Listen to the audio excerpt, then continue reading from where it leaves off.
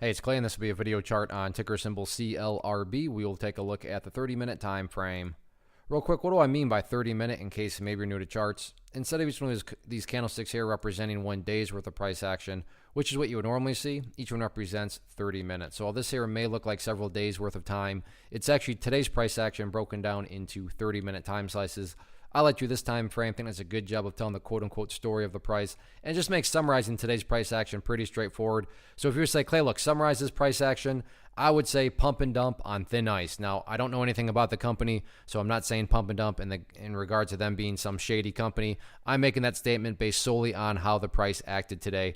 And my definition of a pump and dump is that a price makes a really nice move, and then within a relatively short amount of time, the price goes back to where it started, or in some cases lower. So, and we'll get to the thin ice point here in a little bit. But let's first just kind of establish where all this started.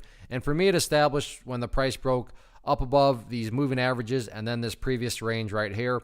You look back through the history of things and very clearly that this level right here at about 97 cents was acting as resistance. And then, like I said, you also have the longer term moving averages, the 50 period and the 200 period, very famous moving averages. So that's kind of where the starting point was, because that's where in technical jargon, the breakout started. So let's go through the definition. Price makes a really nice move. Well, we just established it started right there, and the price went all the way up there. I'm thinking we can all agree that was a really nice move. Second part of the definition, within a relatively short amount of time. Well, considering this all happened in the same day, once again, I'm assuming we can all agree that this did happen in a pretty short amount of time.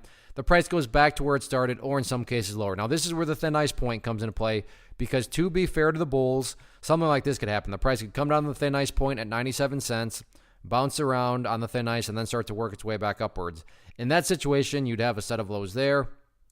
You'd have a set of lows down there. If you picture each of these as stair steps, well, like I said, to be fair, the bulls would still be technically working their way and making progress in the upwards direction.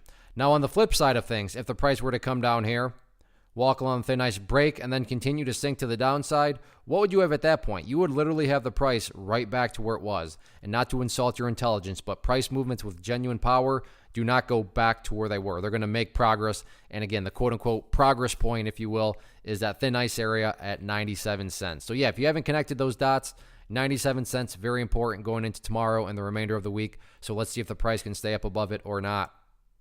One of the biggest questions I get is, hey Clay, how do you find the stocks that you trade? So what I've done is put together a free resource guide where I talk about the tools that I use to locate stocks that I find interesting and think may have potential. So if that sounds like something that could add value to you as a trader, then click on the image that is up on the screen right now and I will email you the guide. The guide itself is very short and to the point, and best part, it's completely free.